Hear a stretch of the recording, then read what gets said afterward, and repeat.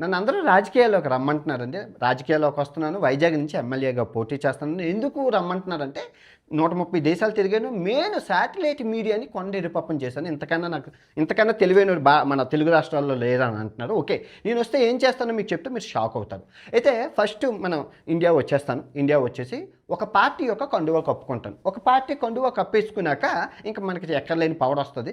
So meetup పెడతాను. First meetup పెడతాను. ఎందుకంటే విదేశాల్లో మనకు 2000 మంది 3000 మంది వచ్చినప్పుడు వైజాగ్లో మీటప్ పెడితే అట్లీస్ట్ 50,000 మంది ఎందుకు వస్తారంటే బిర్యానీ పెడతాను, రసమల్లా పెడతాను, ఐఫోన్ గిఫ్ట్లు ఇస్తాను, ఒక 100 ఐఫోన్లు. ఇదంతా పార్టీ ఫండ్. ఓకే, వచ్చి రాగానే మీరు మీటప్కి వస్తారు, అయిపోతుంది. అయితే మీటప్లోని బిర్యానీలోని అమెజాన్ అడవుల నుంచి తెచ్చిన కాలకోట సర్పనాగు అది కలిపేస్తాను.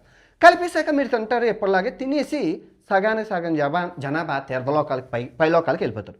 సో ఇక్కడ రాజకీయం స్టార్ట్ అవుతుంది. అయితే ఇప్పుడు ఇదంతా ప్రతిపక్షం చేసిందని వాళ్ళ మీద నిందేసేసి అక్కడి నుంచి ప్రచారం చేసుకొని సింపతి రాజకీయం చేసి ఎమ్మెల్యే అయిపోతాను. ఎమ్మెల్యే అయిపోయినంటే మీకు ఎక్కడా లేని ప్రాబ్లంలు క్రియేట్ చేస్తాను. ఎందుకు క్రియేట్ చేస్తానంటే అదే నా వృత్తి. అంటే మీకు ప్రాబ్లంలు సమస్యలు పరిష్కరించడానికి రాలేదు, సమస్యలు సృష్టించడానికి వచ్చాను. 100 సమస్యలు క్రియేట్ చేస్తాను. మంచి లిక్కర్ ఫ్యాక్టరీ ఒకటి పెట్టుకుంటాను, బోల్డ్ డబ్బులు వస్తాయి. అక్కడి నుంచి ఆదాయం, ఇక్కడ సమస్యలు సృష్టించడం, అక్కడి నుంచి ఆదాయం, సమస్యలు సృష్టించడం. అయితే మళ్ళీ ఎలక్షన్స్ వచ్చే ముందు ఈ సమస్యలన్నీ సృష్టించింది నేనే కాబట్టి ఈ సమస్యలన్నీ సాల్వ్ చేసేసి నేను నెక్స్ట్ ఇయర్ మళ్ళీ ఎమ్మెల్యే అయిపోతాను. ఎమ్మెల్యే అయిపోయి డిప్యూటీ సీఎంకి రేస్ కోసం యాడ్ చేస్తాను. అయితే మా అమ్మకి ఇక్కడ గులాబ్ జామ్ అంటే ఇష్టం. మళ్ళీ గులాబ్ జామున్లోని ఇది కలిపేస్తాను. ఇది కలిపేసి అమ్మని తీర్థలోకాలకు పంపించేసి డిప్యూటీ సీఎం రేస్లోకి వెళ్ళిపోతాను. డిప్యూటీ సీఎం చేసి మళ్ళీ అంతా చేసి సీఎం రేస్ కోసం మళ్ళీ నెక్స్ట్ సీఎం అవ్వడానికి. ఎందుకంటే సీఎం ముసలోడు అయిపోతాను, నాకన్నా తెలివైనోడు ఎవరు లేరని అందరూ అంటున్నారు కాబట్టి నా పార్టీ ఆదేశాల మేరకు నేను వెళ్ళిపోతాను. వెళ్ళిపోయి ఇక్కడ మా నాన్నకి బూందీ లడ్డు అంటే ఇష్టం సీఎం అవ్వడం కోసం.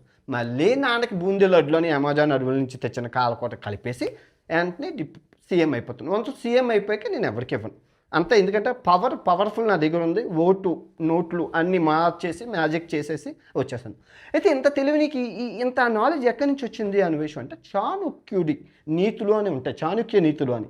తర్వాత కౌటిల్యుని అర్థశాస్త్రం, ఈ 2 బుక్లు బాగా చదివాను. సో అందులో నేర్చుకున్నాను. ఇప్పుడు చెప్పినవన్నీ అందులో ఉంటాయి. రాజకీయం అంటే ఇది.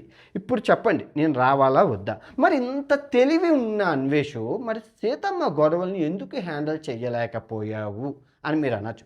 ఇన్ని యుద్ధాలు చేశాను కదా 6 సంవత్సరాలు. సీతమ్మ గొడవలు అనేవి మీకు తెలియదు. అసలు నేను ఎందుకు సీతమ్మ గొడవల్లో దూరాను, నా ఎజెండా ఏంటి మీకు తెలిస్తే కింద కమెంట్ చేయండి. లేదంటే నెక్స్ట్ వీడియో వరకు ఆగండి. ఈ రాజకీయం మీద ఫుల్ వీడియో ప్రపంచ యాత్ర ఛానల్లో పెట్టాను.